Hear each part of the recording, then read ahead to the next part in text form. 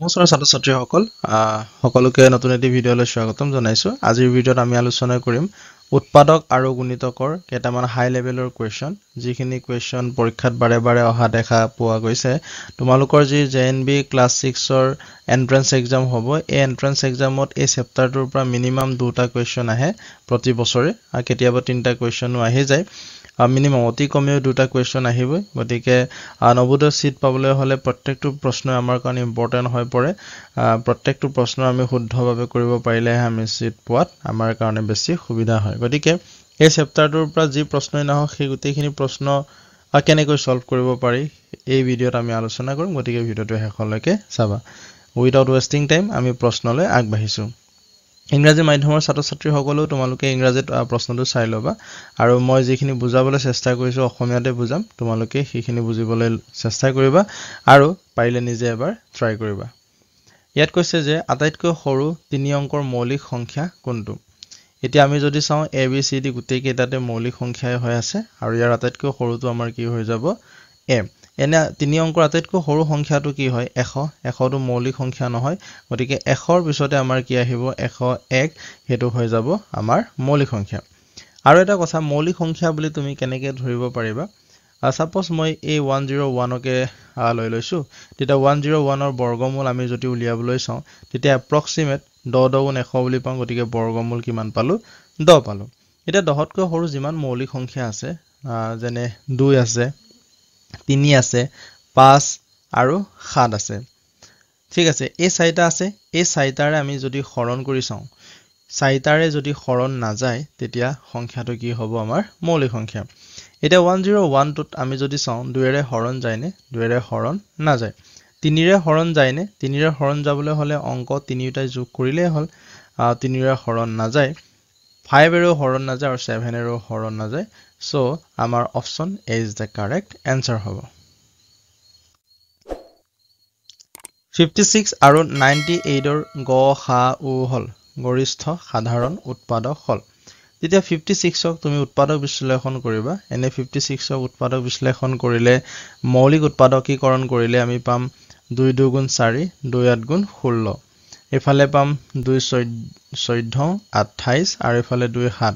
2 কেইটা পাইছা 3টা পাইছা আৰু 7 এটা পাইছা সেম প্ৰসেস 98ক আমি যদি মৌলিক উৎপাদকীকৰণ কৰো তেতিয়া 2 4 গুণ 8 আৰু এফালে কিমান হ'ব 2 9 গুণ 18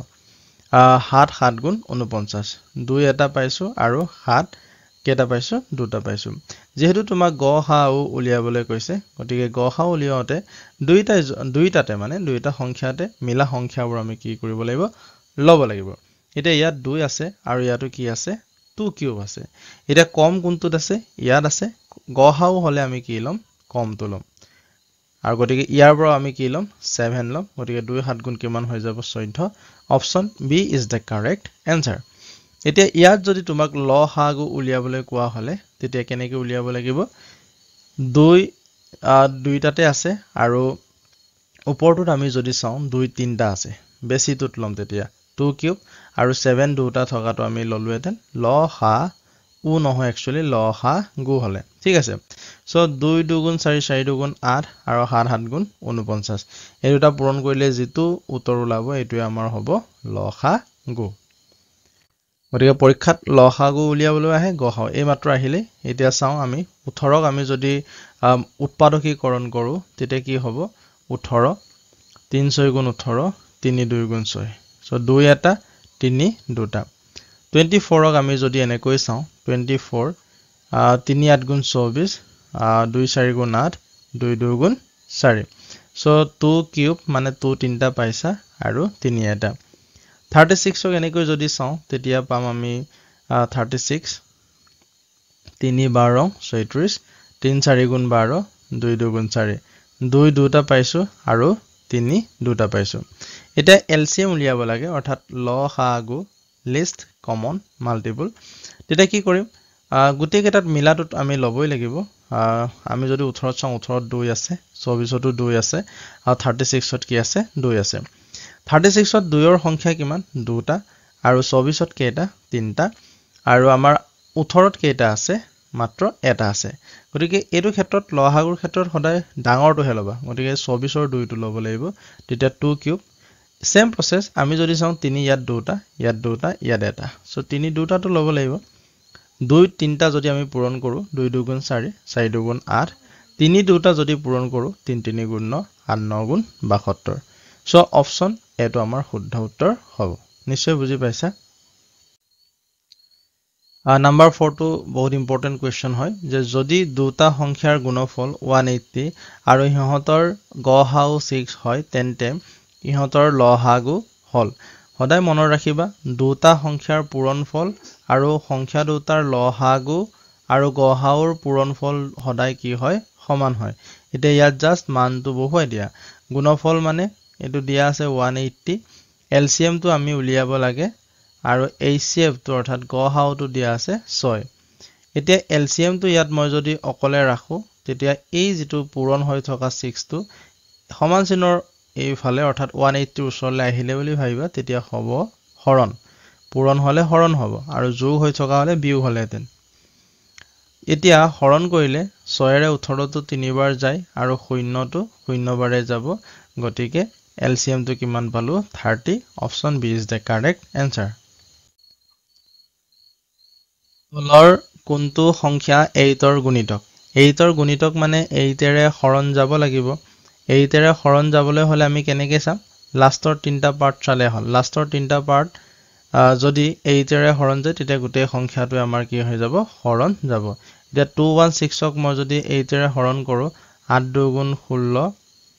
56 8 7 গুণ 56 হৰণ গৈছে গতিকে এইটো গুণিতক হয় কোনটো সংখ্যা এটো হৈছে বি টো চাওঁচোন কাৰণ ইয়াত অল অফ দিস মানে সকলোবোৰ বুলি যে অপচন এটা আছে গতিকে বাকি কেইটাও চোৱাৰ প্ৰয়োজন আহি পৰিছে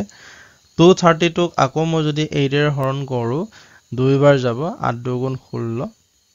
আৰু 8 9 গুণ 72 হেতু হৰণ গৈছে সো দুটা হৰণ গল যেতিয়া অল অফ দিস টো আমাৰ আনসাৰ হ'ব সো অপচন ডি টো আমাৰ অল অফ দিস সকলোবোৰ শুদ্ধ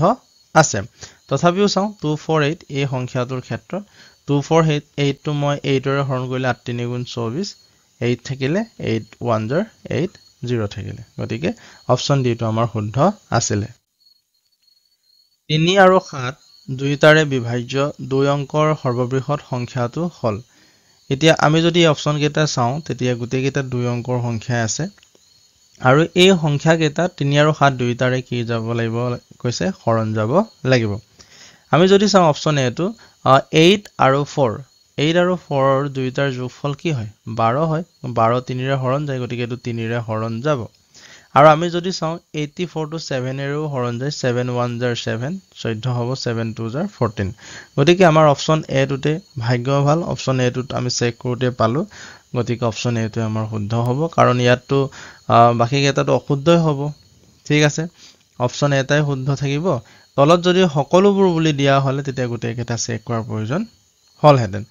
তথাপিও যদি আমি চাওঁ 92 আমাৰ 3 ৰে হৰণ যায় কিন্তু 7 ৰে হৰণ নাযায় 96 টো 3 ৰে হৰণ যায় 7 ৰে হৰণ নাযায় 91 টো 7 ৰে হৰণ নাযায় so option is the correct answer আৰু এটা কথা মনত ৰাখিবা 3 আৰু 7 দুইটাৰে হৰণ যোৱা সংখ্যাটো ইহঁতৰ লহাগুৰেও হৰণ যাব অৰ্থাৎ 3 আৰু 7ৰ লহাগু আমি যদি উলিয়াও 21 সো সংখ্যাটো আমাৰ কিহেৰে হৰণ যাব 21 ৰে হৰণ যাব 12 আৰু 18 দুইটাৰে ভাগ কৰিব পৰা ক্ষুদ্ৰতম 4 অংকৰ সংখ্যাটো হল এই মাত্ৰ যেনেকৈ অংকটো কৰিছিলো ঠিক তেনেকৈ কৰিলেই হল ইয়াত অপচন 4টা আছে সেই 4টাৰ ভিতৰত 12 আৰু 18 ৰে হৰণ যোৱা দুইটা সংখ্যা চালে হৈ গল সৰি দুইটাৰে হৰণ যোৱা সংখ্যাটো চালে হল আৰু এই মাত্ৰ কৈছিলো এই দুইটা সংখ্যাৰে হৰণ যোৱা মানে ইহঁতৰ লহাগুৰেও হৰণ যাব that means 12 ক আমি ভাঙিব পাৰিম 2 স্কয়াৰ into 3 তাৰপিছত 18 ক ভাঙিব পাৰিম 2 স্কয়াৰ into 2 স্কয়াৰ নহব 2 into 3 স্কয়াৰ হ'ব তেতিয়া লহাগু আমাৰ হৈ যাব LCM 2 স্কয়াৰ into 3 স্কয়াৰ অৰ্থাৎ 4 9 36 এই গোটেই কেইটা সংখ্যা 36 ৰে হৰণ যায় না যায় এটো চাবা এটো তোমালোকক মই হোমৱৰ্ক হিচাপে দি দিছো কমেন্ট বক্সত জনাবা কাৰ কিমান শুদ্ধ হৈছে মই চাই দিম ঠিক আছে দুটা সংখ্যাৰ লসাগু 180 আৰু ইহঁতৰ গসাউ 15 যদি এটা সংখ্যা 30 হয় তেন্তে আনটো সংখ্যা কিমান অলপ আগতে আমি এটা কোৱেশ্চনত পাইছিলো আৰু তেতিয়া পাইছিলো যে সংখ্যা দুটা পূৰণ কৰিলে ইহঁতৰ লসাগু আৰু গসাউ দুটাৰ পূৰণফলৰ সমান হৈ যায় এতিয়া এটা সংখ্যা আমাক কিমান দিয়া আছে 30 দিয়া আছে ইয়াত মানটো বহুৱাই দিম বিৰ মানটো উলিয়াব লাগে এলসিএম তো তোমাক দিয়া আছে 180 আৰু h তো মানে HCF তো অৰ্থাৎ গসাউটো তোমাক দিয়া আছে 15 তেতিয়া b টো অকলে যদি ৰাখো তেতিয়া 30 টো তললৈ গুচি আহিব হৰণ হয় 180 * 15 হ'ব 0 0 কটা গল 3 ৰে আকৌ এই 5 টো যদি কাটো 5 বাৰ গল 18 আৰু 5 থাকিলে 5 18 কিমান হৈ যাব 90 option B is the correct answer তলৰ কোনটো কথা সত্য বা তলৰ কোনটো উক্তি হ'ব লাগিছিলে কথাটো ভাল লগা নাই উক্তি বুলি লিখি লবা তোমালোকে গহাউ সদায় লহাগুতকৈ বেছি হয় গহাউ সদায় লহাগুতকৈ বেছি নহয় ঠিক আছে হেতু সম্ভৱ নহয় যিকোনো সংখ্যাৰ লহাগুটো সদায় ডাঙৰ হয় আৰু এটা কথা লহাগুটো গহাউৰে হৰণ যায় অপচন বিত কৈছে যে লহাগু সদায় গহাউতকৈ বেছি বা সমান লহাগুটো গহাউতকৈ বেছি বা সমান হ'ব পাৰে এটো শুদ্ধ হৈছে যেন লাগিছে চাই লওঁ তথাপিও গহাউ প্লাস লহাগু সংখ্যা দুটাৰ গুণফল সংখ্যা দুটাৰ পূৰণফলটো আমাৰ লহাগু আৰু গহাউৰ পূৰণফলৰ সমান আছিল গতিকে এই ষ্টেটমেন্টটো ভুল আছে যোগ হ'ব নোৱাৰে বিয়োগো হ'ব নোৱাৰে বা হৰণো হ'ব নোৱাৰে কেৱল পূৰণ হ'ব পাৰিব গহাউ সদায় সংখ্যাবোৰৰ এটাৰ সমান গহাউ HCF is always equal to one of the numbers সদায় নহয় ধৰক 2 আৰু 4 ৰ গহাউ বুলি ক'লে আমাৰ কি হৈ যাব 2 হ'ব কিন্তু 2 আৰু 3 ৰ গহাউ যদি কোৱা হয় তেতিয়া কিমান হৈ যাব 1 হ'ব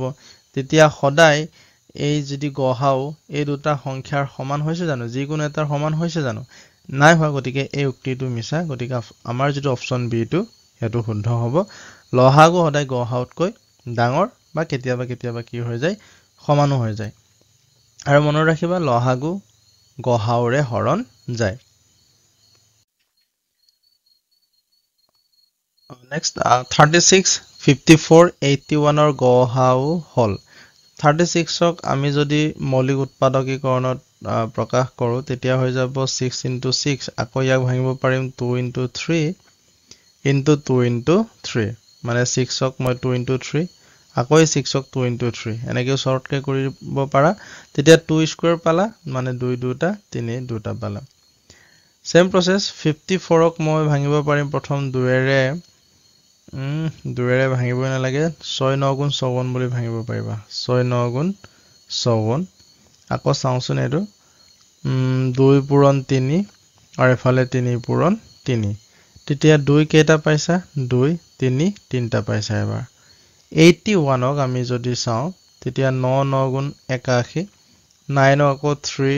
* 3 3 * 3 3 কেইটা পাইছা 4টা পাইছা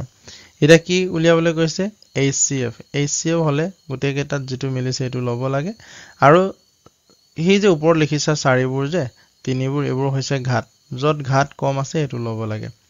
গতিকে 3 সবতে মিলি আছে আৰু ঘাত মাত্ৰ 2 আছে সো 3 স্কয়াৰ টো লম 3 3 গুণ 9 অপচন সি 75 আৰু 120 ক হুবহু ভাগ কৰা সৰ্বোচ্চ সংখ্যাটো হল 75 আৰু 120 ক হুবহু ভাগ কৰা মানে ইংৰাজীত আমি যদি পঢ়ো the greatest number that divides 75 and 120 exactly আমি এনেকুৱা এটা সংখ্যা উলিয়াব লাগে যেটো সংখ্যাৰে এই দুইটা সংখ্যাই কি হয় হৰণ যায় ওকে অৰ্থাৎ ভাগ হেকটো আমাৰ 0 হয় তেতিয়া কেনেকৈ উলিয়াব লাগিব গহা উলিয়াব লাগিব ঠিক আছে সৰ্বোচ্চ সংখ্যা বুলি ক'লে সদায় গহা ও উলিয়াবা সৰ্বোচ্চ বুলি নকৈ কেতিয়াবা আটাইতকৈ ডাঙৰ সংখ্যাটো বুলিও আহিব পাৰে ওকে তেতিয়া 75 ক আমি ভাঙিব পাৰিম 5 15 75 আকৌ 15 টক যদি ভাঙিব পাৰো 5 3 গুণ 3 এটা পাইছা আৰু 5 দুটা পাইছা নেকি 120 লিখিব পাৰিম 2 into 60 বা অলপ ডাঙৰকে ল'ম এইটো 3 into 40 আকৌ 340 ভাঙিব পাৰিবা 8 5 জাৰ 40 3 হল আৰু 8ক ভাঙিব পাৰিবা 2 কিউব এফালে 5 সৰ্বোচ্চ অৰ্থাৎ HCF টো লিয়ালে হৈ গল এতিয়া 3 ইয়াত এটা আছে ইয়াতো এটা আছে এটা ল'ব লাগিব 5 ইয়াত দুটা আছে ইয়াত এটা আছে এটা 5 ল'ব লাগিব সো 3 5 গুণ কিমান হৈ যাব 15 অপচন এ এটা সংখ্যাক 12 15 আৰু 18 ৰে ভাগ কৰিলে প্ৰতিটো ক্ষেত্ৰতে 5 বাকি থাকে এনে আটাইতকৈ সৰু সংখ্যাটো হল আটাইতকৈ সৰু সংখ্যা বুলি ক'লে আমি কি উলিয়াব লাগে লসাগু উলিয়াব লাগে কি উলিয়াব লাগে লসাগু উলিয়াব লাগে কাৰ উলিয়াম 12 উলিয়াম 15 আৰু 18 এই তিনিটাৰে উলিয়াম উলিয়াই লওঁ তেতিয়া 2 6 গুণ 12 অৰ্থাৎ 3 4 গুণ 12 বুলি লিখিব পাৰিম 4 2 দুটা থাকে গতিকে ডাইৰেক্ট লিখিছো 2 স্কয়াৰ ইনটু 3 15 লিখিব পাৰিবা 3 ইনটু 5 18 লিখিব পাৰিবা 3 into 6 18 লিখিব পাৰিবা কি 3 into 6 অৰ্থাৎ 2 এটা আৰু 3 দুটা এলসিএম কিমান হৈ যাব আটাই কেইটাতে 2 নাই তথাপিও আমি ল'ব পাৰিম যিকোনো দুটাটো আছে 12ত আমাৰ 2ৰ ঘাতটো বেছি আছে গতিকে এলসিএম লওঁতে ঘাত বেছি হোৱাটো ল'ব লাগে পূৰণ 3 আছে 3ও তিনটা জায়গাতে আছে 12 15 18 তিনটাতে আছে ঠিক আছে তেতিয়া 3ৰ আটাইতকৈ যদি বেছি ঘাত এটো লম 3 স্কয়াৰ আৰু 5 এটাও আছে এটো আমি লগাব লাগিব নিমিলিলেও এলসিএমত গুটেইখিনি লোৱা হয় 4 হল এফালে 9 হল আৰু এফালে কিমান হৈ গল 5 4 5 গুণ 20 9 20 কিমান হৈ যাব 180 গতিকে 180 পাই গলো এতিয়া কথাটো হল 180 টো এক্স্যাক্টলি হৰণ যায় 12 ৰে হৰণ যায় 15 ৰে হৰণ যায় 18 ৰে হৰণ যায় ভাগহে কিমান থাকে বুলি কৈছে 5 থাকিব লাগিব আমাৰ যেটো সংখ্যা উলিয়াব লাগিব ভাগহে 5 থকা মানে ইয়াৰ লগত মই যদি 5 এটা যোগ কৰো তেতিয়া কিমান হৈ যাব 185 এটা এই 185 টো আমি যদি 12 ৰে হৰণ কৰো তেতিয়া ভাগহেটো কিমান থাকিবগে 5 থাকিব কাৰণ 5 বেছিকে হৈ আছিল গতিকে 185 option is the correct answer ইয়াত কৈছে যে 200 আৰু 300 ৰ মাজৰ সংখ্যা এটা 9 আৰু 15 ৰে বিভাজ্য 9 আৰু 15 ৰে বিভাজ্য মানে আমি গম পাম যে ইহতৰ যেটো লহাগু এলসিএম এৰো কি হৈ যাব সংখ্যাটো হৰণ যাব আৰু সংখ্যাটো কাৰ মাজত থাকিব 200 আৰু 300 ৰ মাজত থাকিব অপচন কেটা আমি যদি চাও তেতিয়া 200 আৰু 300 ৰ মাজতে সংখ্যাবোৰ আছে আমি 9 আৰু 15 ৰ লহাগু আমি যদি লওঁ তেতিয়া কেনেকে লম 9 ক লিখিব পাৰিম 3 স্কয়াৰ 15 ক লিখিব পাৰিম 3 into 5 সো এলসিএম হৈ যাব 3 স্কয়াৰ into 5 3 3 গুণ 9 9 5 গুণ কিমান হৈ যাব 45 অৰ্থাৎ এইকেটা সংখ্যাৰ যেটো 45 ৰে হৰণ যাব হেতুৱে হ'ব আমাৰ শুদ্ধ উত্তৰ 45 ৰ লগত আমি যদি 5 পূৰণ কৰো তেতিয়া কিমান হৈ যাব 5 5 গুণ 25 5 4 গুণ 20 2 22 অপচন এটো আমাৰ শুদ্ধ হৈছে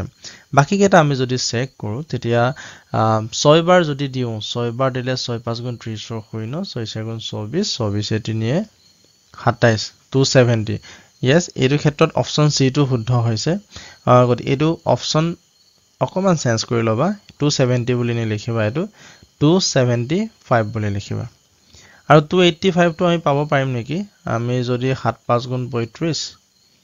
7 বাৰ যদি দিও 7 5 গুণ 35 ৰ 5 3 কৰিলে 7 4 গুণ 28 31 আমি পাব নোৱাৰো 285 টো আমি পাব নোৱাৰো গতিকে অপচন এ টো আমাৰ শুদ্ধ হ'ব সো এই যেটো অপচন সি টো যে এটো ঠিক কৰি লবা the largest okay English sense কৰি লওঁ the largest number that divides 398 436 and 542 leaving the same remainder each time is প্ৰতিবাৰে একেটা ভাগশেষ এৰা 398 436 আৰু 542 ভাগ কৰা আটাইতকৈ ডাঙৰ সংখ্যাটো হল চাবা আটাইতকৈ ডাঙৰ সংখ্যা যদি বুলি কই তেতিয়া সদায় HCF উলিয়াবা মানে গহাও উলিয়াবা ঠিক আছে এতিয়া গহাও কাৰ উলিয়াব লাগিব বুলি ক'লে সদায় চাবা সেম ৰিমাইন্ডাৰ বুলি কৈছে ন মানে একেটা ভাগ হেগে এৰিব ভাগ হেগটো ইয়াত কিমান এটো আমাক কৈ দিয়া নাই তেতিয়া কি কৰিব লাগিব এই দুটা বিয়োগ কৰিবা 436 ৰ পৰা 398 বিয়োগ কৰিলে আমি কিমান পাম 38 পাম 542 পৰা 436 বিয়োগ কৰিছো বিয়োগ কৰিলে কিমান পাম 106 পাম এতিয়া লাষ্ট 342 সৰি 542 আৰু 398 এইটো বিয়োগ কৰা 4 হ'ব 13 ৰ পৰা 9 গলে 4 4 পৰা 3 গলে 144 পালো সো এই তিনটা সংখ্যাৰ গড়হাও উলিয়াই দিলেই হৈ গল এতিয়া 38 ক আমি লিখিব পাৰো 2 into 19 106 ক লিখিব পাৰো 2 into 2 5 গুণ 10 আৰু 2 3 গুণ 6 53 টো আৰু ভাঙিব নোৱাৰো মৌলিক সংখ্যা তাৰপিছত 144 ক আমি লিখিব পাৰো 12 পূৰণ 12 12 আকৌ যদি ভাঙো তেতিয়া 2 2 গুণ 4 4 3 গুণ 12 2 2 গুণ 4 4 3 গুণ 12 আলটিমেটলি আমি ইয়াত পালো 2 4টা আৰু 3 দুটা এতিয়া যেহেতু গড়হাও উলিয়াব লাগে গড়হাও উলিয়াবলৈ হলে প্ৰথম কথাটো হল মিলাক এটাহে আমি লম সবতে 2 আছে আমি 2 এ লব লাগিব আৰু ঘাত ইয়াৰ 1 ইয়াত 1 আৰু ইয়াত কি হয় 4 হয় আমি গড়হাওৰ ক্ষেত্ৰত কমটো লম 1 টো লম সো 2 to the 4 1 মানে কি হ'ব 2 এ হ'ব so option D is the correct answer হেখৰটো প্ৰশ্নলৈ আহিছো 136 আৰু 170 ভাগ কৰা সৰ্বোচ্চ সংখ্যাটো যি প্ৰতিটো ক্ষেত্ৰতে ইয়াত হৈ গৈছে একে ভাগ হেক এৰে সো লিভিং সেম ৰিমাইন্ডাৰ এটো হৈ গৈছে সেম ৰিমাইন্ডাৰটো লগাই লবা ঠিক আছে সো সৰ্বোচ্চ সংখ্যা বুলি ক'লে HCF উলিয়াই দিলে হৈ গল ইহন দুইটাৰে HCF উলিয়াই দিলে হল ওকে সো HCF টো কি হ'ব আমি যদি 136 ক ভাঙো তেতিয়া উৎপাদকীকৰণ কৰো ইয়াত ন সো 2 6 গুণ 12 আৰু 2 8 গুণ 16 2 3 2 4 2 17 ঠিক আছে সো ইয়াত পালো 2 কিউব আৰু ইফালে 17 আকৌ 170 ক আমি যদি চাওঁ তেতিয়া 17 into 10 বুলি পাব পাৰিম 10 ক আকৌ 2 স্কয়াৰ into 2 into 5 বুলি পাব পাৰিম এতিয়া HCF উলিয়াব লাগে HCF উলিয়ালে হৈ গল 17 দুইটাতে আছে 17 ললো দুইটাতে 2 আছে আৰু 2 যত কম আছে এটো লব লাগিব so 34 option C is the correct answer ঠিক আছে আজিলৈ ইমানে আছিল আৰু এটো তোমাৰ উৎপাদক আৰু গুণিতকৰ 2 নম্বৰ ভিডিও আছিল 1 নম্বৰ ভিডিওত আমি ইয়াতকে ইজি কোৱেশ্চন বোৰ ডিসকাস কৰিছিলো ইয়াত অলপ হাই লেভেলৰ কোৱেশ্চন ডিসকাস কৰিলো আৰু চিন্তা নকৰিবা ইমানো হাই লেভেলৰ কোৱেশ্চন নাহে এতিয়াও তোমালোকে যদি বুজি পোৱা নাই তেন্তে কমেন্ট বক্সত তোমালোকে কমেন্ট কৰিবলৈ নাপাহৰিবা তুমি কোৰ পৰা চাই আছা